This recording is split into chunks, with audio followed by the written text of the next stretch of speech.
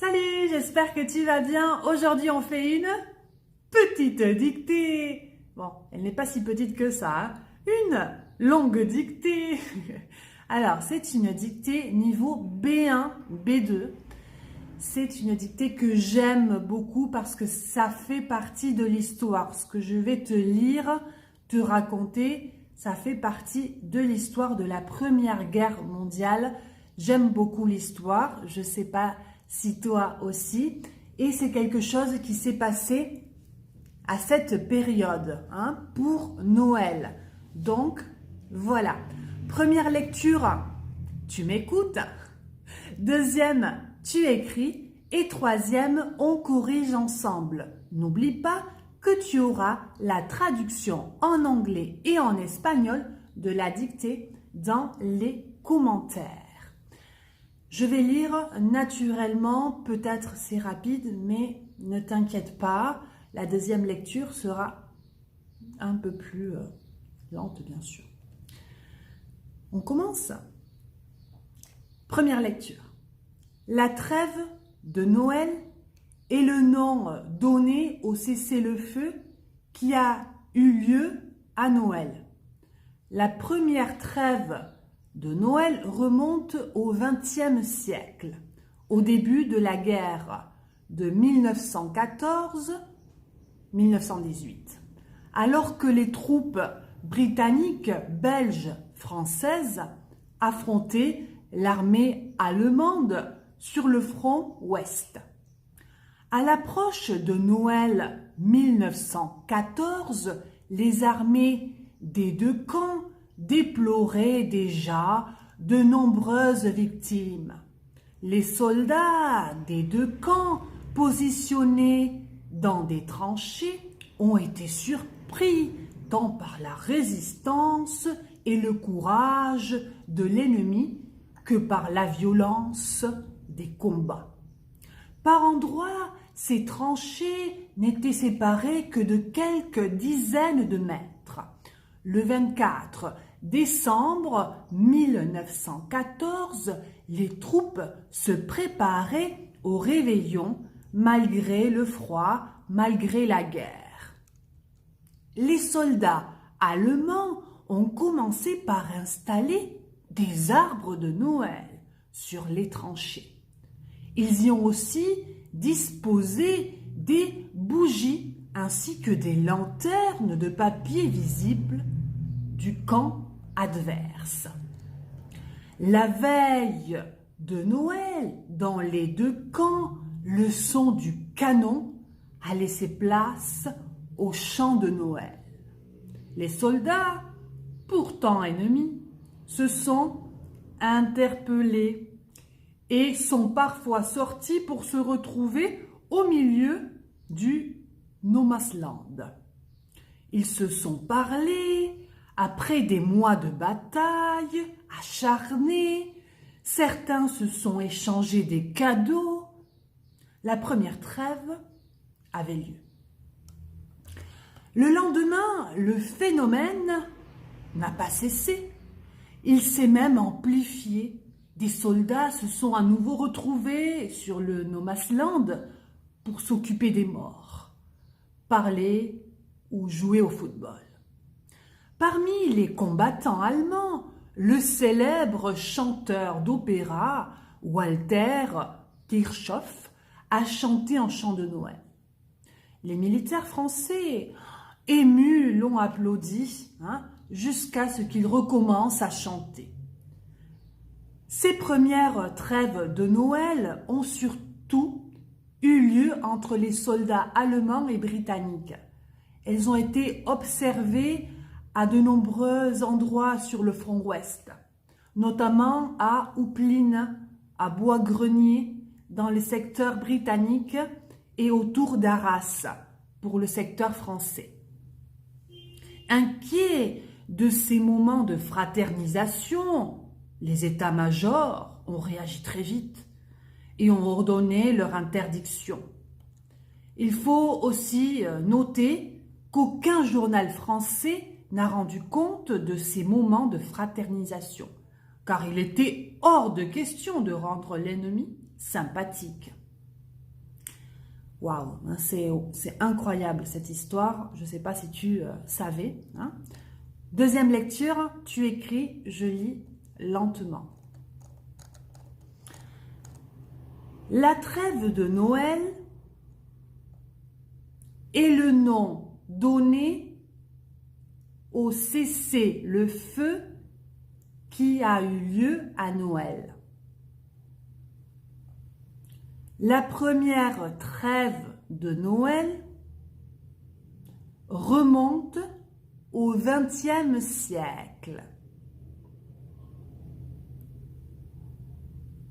Au début de la guerre de 1914-1918, alors que les troupes britanniques, belges, françaises affrontaient l'armée allemande sur le front ouest. À l'approche de Noël 1914, les armées des deux camps déploraient déjà de nombreuses victimes. Les soldats des deux camps positionnés dans des tranchées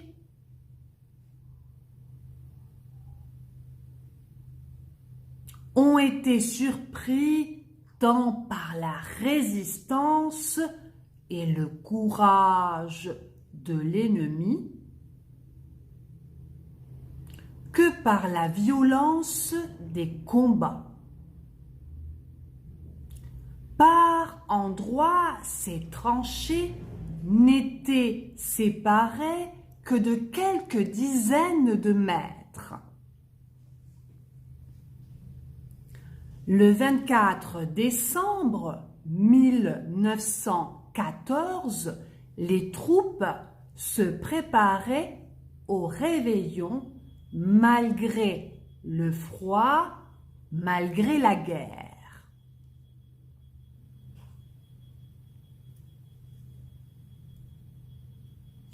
Les soldats allemands ont commencé par installer des arbres de Noël sur les tranchées. Ils y ont aussi disposé des bougies ainsi que des lanternes de papier visibles du camp adverse.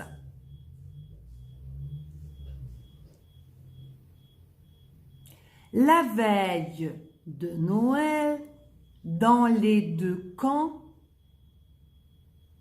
le son du canon a laissé place au chant de Noël. Les soldats, pourtant ennemis, se sont interpellés et sont parfois sortis pour se retrouver au milieu du No Man's Land.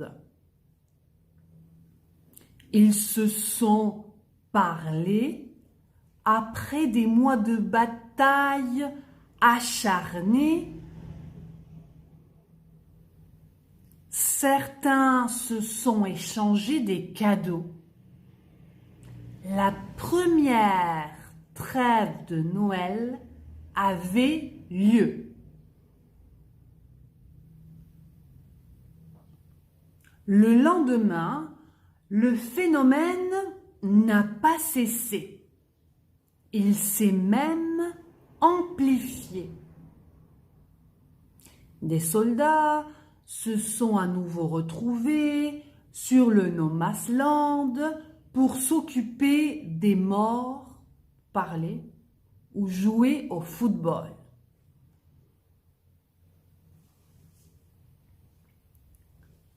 Parmi les combattants allemands, le célèbre chanteur d'opéra Walter Kirchhoff a chanté un chant de Noël.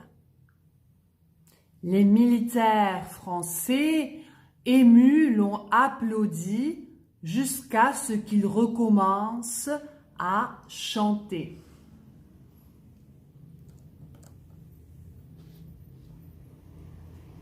Ces premières trêves de Noël ont surtout eu lieu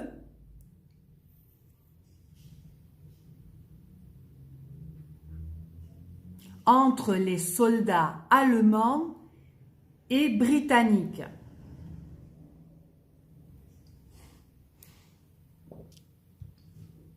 Elles ont été observées à de nombreux endroits sur le front ouest,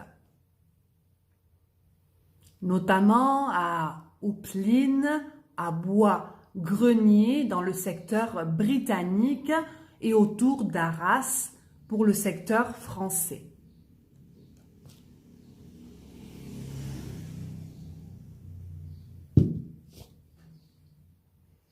Inquiets de ces moments de fraternisation, les états-majors ont réagi très vite et ont ordonné leur interdiction.